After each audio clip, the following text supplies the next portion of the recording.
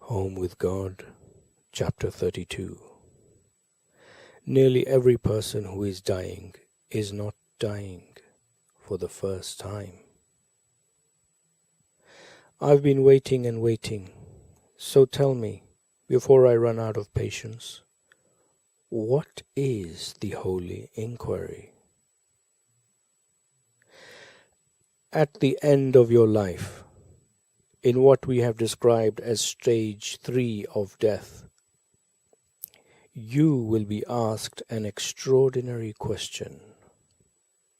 This will be the most important question you will ever be asked, and your reply will be the most important statement you have ever made and the biggest moment of free choice you could ever imagine.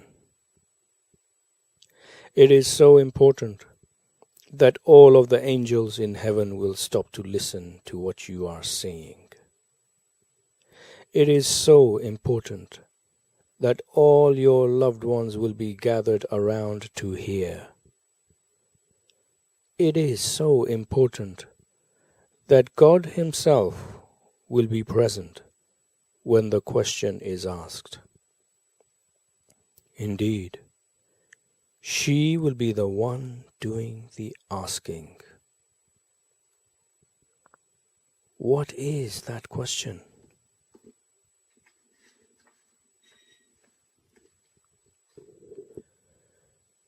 Do you wish to stay? I'm sorry. I'm going to be asked if I want to stay. Stay where? You mean stay dead? Yes.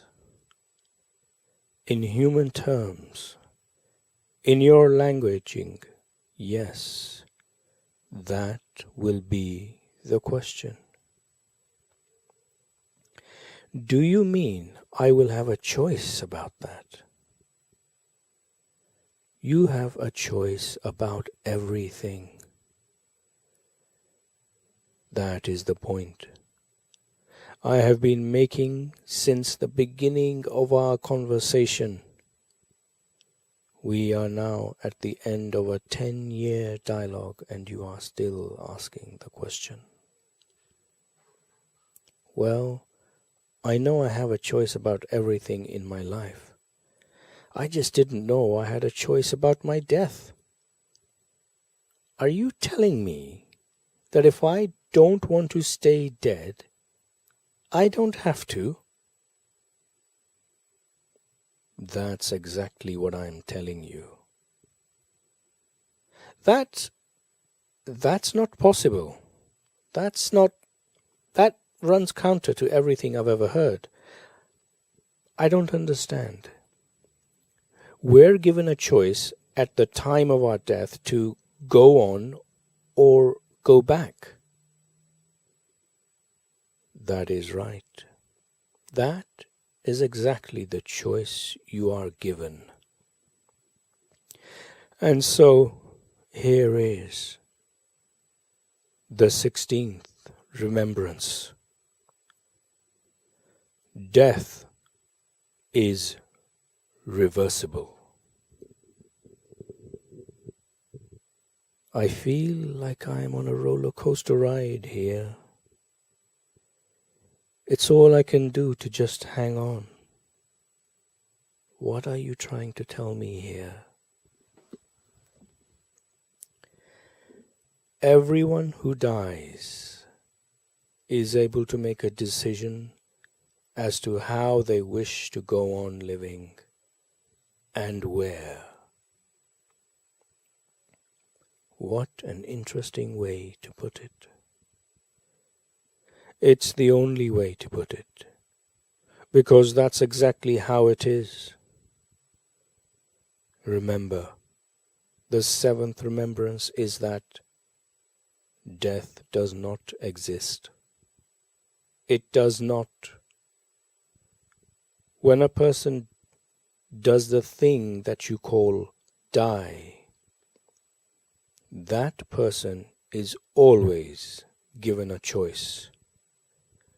Do you want to experience that the life you have just left is continuing? Or do you wish to experience a reality in which you are moving on, heading towards the spiritual realm? You mean that everyone who dies has a chance to come back to life? Yes, the soul can, in its experience, undo the death through which it has just passed. How? How in the world does it do that? It simply tells God by saying, thinking, feeling, I don't want to die now. I want to go back. Each soul is asked the question, are you ready? Do you wish to go on? This is the gentlest question. It is asked of all souls who cross over from the physical world. If the thought, feeling, reply is yes, the soul continues on its journey to the spiritual realm. If the soul asks to go back, the soul is sent back to the physical world instantly, arriving a nanosecond before it died. This is a mind blower. This is even a little upsetting. If this is true, why would anyone who really loved his or her family not want to go back? I mean, as wonderful as I'm sure heaven is, and you still haven't described that to me, you still haven't told me what happens on the other side. It will always be there, waiting for us. Isn't it kind of selfish to stay there when you know that you can go back? And that your loved ones are hurting so bad because you are gone? I don't know if I can believe this. This leaves me feeling, I don't know, empty. Would you rather we didn't pursue this? Well, you said it now. There's an elephant in the middle of the living room. You expect me to be able to ignore it? It wasn't meant to upset you. I'm sure it wasn't, but so tell me, what is this all about? It is simply as I have said. After dying, every soul is given the opportunity to remain in the afterlife or return to the physical life from which it has just come. Yes, I understand that, but please give me the details. When did this occur? It occurs after you melt into the light, after the moment of emergence. Well, that's not very fair. Who on earth can compete with that? Why would anyone want to return to physical life after merging with the One? I mean, really? Actually, many souls do. What? Why? Are you telling me that many souls would rather return to earth than remain in heaven? That doesn't say much about heaven. It says that heaven is exactly what you imagine it to be. A place where you can have anything you wish. After merging with the essence, the soul understands many things It understands that there is no such thing as judgment and condemnation. It understands that nothing negative can possibly occur in the afterlife. It understands who and what the soul is. It understands the purpose of life and the process of life. It understands fully and completely the nature of ultimate reality. And it understands that the afterlife will always be there, waiting through all eternity. Or as someone put it in the title of a movie once, heaven can wait. Exactly. After merging with the essence, the soul understands essentially all that I have been telling you here. But now it understands these things experientially, not intellectually. And then many souls do choose to return to physical life. In fact, most souls do at least once. Most souls do? Nearly every person who is dying is not dying for the first time. If they choose this time to stay dead, it is because they feel really complete with what they have come here to do. Therefore, do not begrudge them their moving on, nor feel angry because they have not come back. They came back to you many times to keep you company before. Many times. I'm lost here. I am lost. This conversation has taken me to many places, and I've breathlessly tried to keep up. I've done, I think, a pretty good job, but this one is getting away from me. This one is so far over my head that I don't think I can even reach for it. Try. I don't know where to begin. Ask me a question. Okay. What do you mean my loved ones have come back to me many times? I mean just that. I mean your loved ones died and then came back to you more than once, out of their sense of wishing to be complete with you and with all the rest of what they chose to accomplish in their life. My mom died, and she was gone. She never came back. My dad died, and that was that.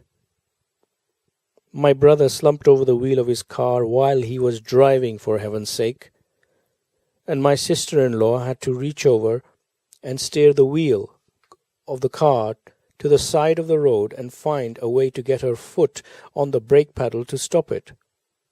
And she, with the after effects of a stroke and half her body not working right.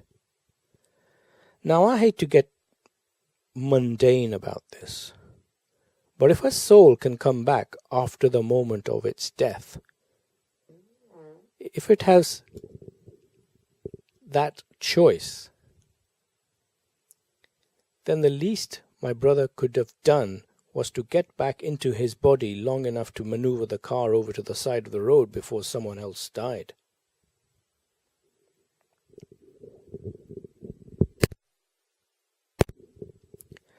Now I hate to get mundane about this, but if a soul can come back after the moment of its death, if it has that choice, then the least my brother could have done was to get back into his body long enough to maneuver the car over to the side of the road before someone else died. You have a lot of heat on this, don't you? I guess so. You're standing there telling me that everyone who has died can come back to life if they want to. You're telling me that my mum and dad and my oldest brother, who I adored, went to the other side, were given a chance to come back to us, and all of them declined? And I'm not supposed to have any heat on that? I mean, talk about your abandonment issues. That's got to be the abandonment issue of all time. The mother of all abandonment issues. I see.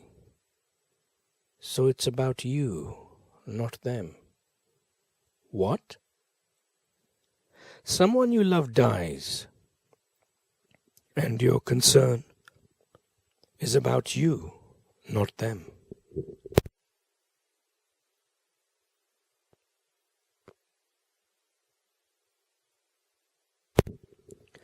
Oh, come on. That's not fair. You just told me something very unorthodox about all this. You just told me that the people closest to me had a chance to come back to their grieving loved ones, and they all said no.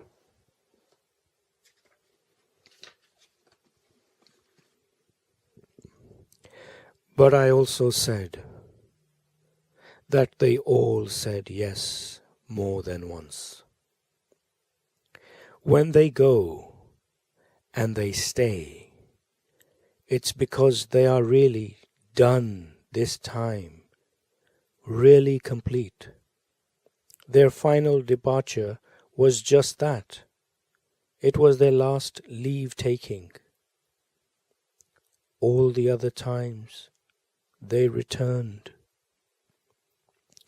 All what other times? I don't recall anyone returning. None of the people I'm talking about had operating room resuscitations or sudden remissions of illness or anything like that. When they went, boom, gone, end of story. Your mom went 4 times. What? What you call your mother's death is what she calls her last death. You're not counting the several she had before that. My mother had several deaths before that and came back? Let me ask you a question. Do you know if your mother ever had any near misses? Near misses? Instances in which she almost died but missed by an instant. Oh, you mean where she came within an inch of death? Exactly, yes. Do you know if she ever had any experiences such as that? No, I don't. If she did, she never told me about them. Why? I'm going to tell you now that she had 4 of them. Of those 4, 2 were after you were born. Are you kidding me? Is this real? It is very real. And you should know that those were not instances in which she almost died. Those were instances in which she died. And in all of those instances, she then chose to come back. This is beyond belief. What are you telling me? Why would she come back? She wasn't finished. She didn't feel complete. Did you know that she almost died at the time of your birth? No. No one ever told me that. It's true. In your present reality, she almost died as a result of bringing you into this world. In another reality, she did. Then she decided to come back. She decided that she wanted to raise you, not leave you to the mercies of the world. So she came back. In your reality, it was said that she almost died. There were other times as well when she died, went to the afterlife, remembered what she needed to remember, and chose to come back. Then, when even the youngest of her offspring, that's you, reached adulthood, well on the way to creating his own life, she died for good. Even then, she was young, just a year or so older than you are now. But she was truly finished, complete. She had no more reason to go back. It was time to rest and to enjoy her next experience, which was, in a sentence, the opportunity to move to the next level in her own evolution. She has done that now. She is now what you would call an angel. She is helping others, as she always did. I'm not even a little bit surprised. What about my dad? Where is he? I don't think it is wise or even beneficial to get into the journey and status of every one of the souls who have populated your life. The soul and the essence of that which you have called your father found total happiness and complete peace following death. Of that much you can be sure. All souls do. Not a single soul does not. Just a second. Something you said about my mom just hit my ear a second time. Will she never return again to physical form? I thought you said that the process of moving from the spiritual realm to the physical world and back again was eternal and everlasting. I did, and it is. I did not say that your mother has not returned to physicality. I said that she is an angel. Angels are physical. Angels are anything they want to be. If they want to be physical, they can be physical. If they want to be pure spirit, they can be pure spirit. Angels travel between two worlds. There are angels all around you, some of them in physical form, some of them in spiritual form. Could one of them be my mom? What do you think? I think so. I've often felt her near me. I thought I was imagining it. I thought it wasn't real. Think again. And my dad? He helped you write this book. Do you think it's sheer coincidence that you came to this awareness on his birthday? Oh my God, this is his birthday. I've been thinking of him all day, and I'm writing this on June 29th, his birthday. Is such a coincidence possible? Your dad says, nothing to it. Okay, enough. I'm getting spooked here, because that is exactly what he would say. So how about if we move on here? Tell me, how do you get to be an angel? How do you get promoted? You don't get promoted. It is not about advancement through some ranking. It's not about some souls being somehow better than others. Well, they could be further along the path. Who is further along on a circle?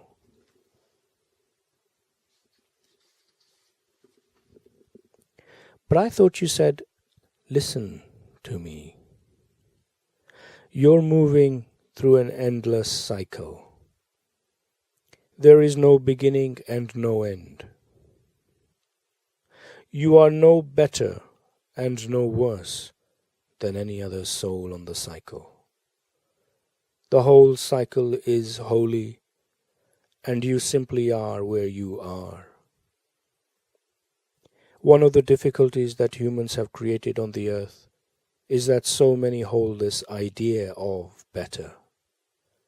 It is better to be Muslim, or it is better to be a Mormon, or it is better to be a Jew or a Baha'i or a Christian, or it is better to be a man or a woman, or a conservative or a liberal or a Frenchman or an Italian, or a black or an Asian, or a Caucasian, or a member of the Crips, or a member of the Bloods, or whatever.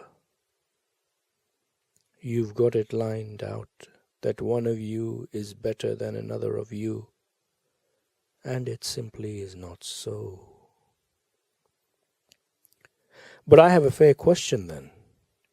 If it's not about being promoted, if it's not about advancement, then how do you get to be an angel?